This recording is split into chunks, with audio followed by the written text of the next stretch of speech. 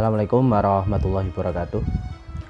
Alhamdulillah wassalatu wassalamu ala rasulillah wa ala alihi wa ashabihi wa mawalah ma ba'du.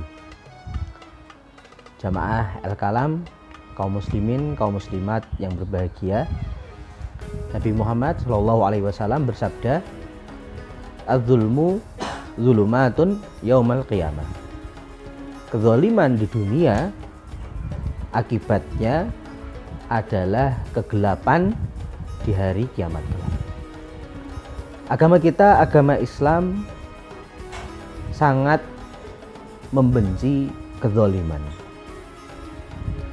Bahkan Allah Subhanahu wa Ta'ala sendiri, Sang Maha Kuasa, Sang Maha Mampu, yang tidak mengantuk, yang tidak memiliki kelemahan, menafikan sifat zalim dari dirinya. Kezaliman banyak macamnya, dan kalau kita boleh jujur,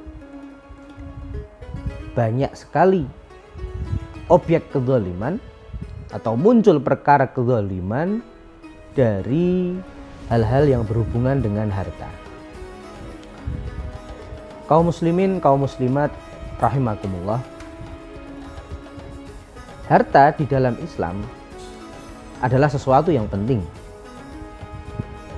Islam memberikan aturan, memberikan pengarahan agar penggunaannya, bahkan untuk mendapatkan harta, cara-cara untuk mendapatkan harta diatur sedemikian rupa agar tidak muncul kezaliman. Kaum muslimin, kaum muslimat rahimahullah, kalau kita boleh jujur, maka kita tahu banyak sekali kezaliman, atau kezaliman sering sekali berkaitan dengan perkara-perkara yang menyangkut harta. Oleh karena itu, agama kita, agama Islam, sangat serius mengatur, memberikan batasan-batasan dalam mencari harta serta penggunaannya, sehingga tidak muncul kezaliman dari situ. Saking seriusnya, Allah Subhanahu wa Ta'ala akan meminta pertanggungjawaban kita dalam masalah harta pada dua perkara. Nabi Muhammad SAW bersabda, "La yazalu qadama 'abdin yaumal qiyamati hatta yus'ala an arba." Semua manusia tidak akan bisa beranjak dari pengadilan Allah Subhanahu wa Ta'ala sampai ia bisa menjawab 4 pertanyaan. 2 diantaranya adalah an malihi, min aina iktasabahu wa fima anfaqah. Dia akan ditanya masalah harta oleh Allah Subhanahu wa Ta'ala tentang harta. Dari mana ia mendapatkan harta itu? Bagaimana cara ia mendapatkan harta yang ia miliki? Setelah itu, dia akan ditanya apa saja barang yang ia beli dengan harta itu. Bagaimana caranya memanfaatkan harta yang dia miliki. Kaum muslimin, kaum muslimat rahimakumullah, di antara aturan-aturan Islam yang menyangkut dengan harta adalah syariat zakat.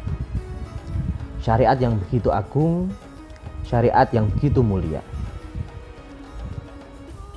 Allah Subhanahu wa Ta'ala dalam Al-Quran memberikan kabar kepada kita tentang dua golongan manusia kelak di hari kiamat.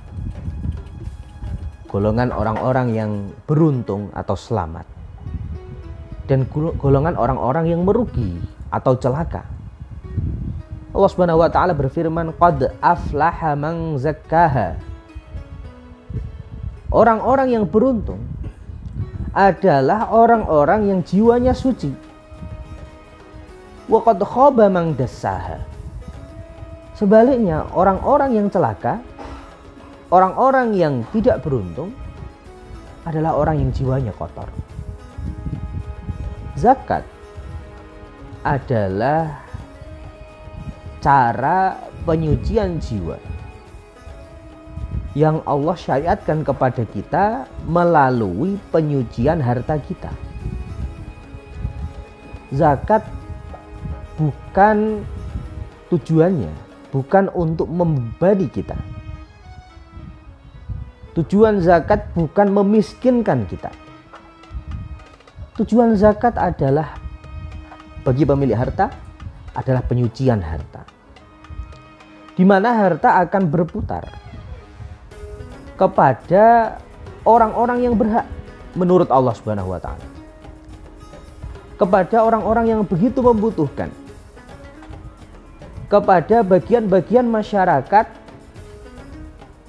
yang seringkali terabaikan. Oleh karena itu zakat memang khusus diberikan kepada para mustahiknya, tidak sembarangan. Jamaah al-kalam, kaum muslimin, kaum muslimat yang berbahagia rahimakumullah. Marilah kita memahami hikmah zakat yang begitu agung.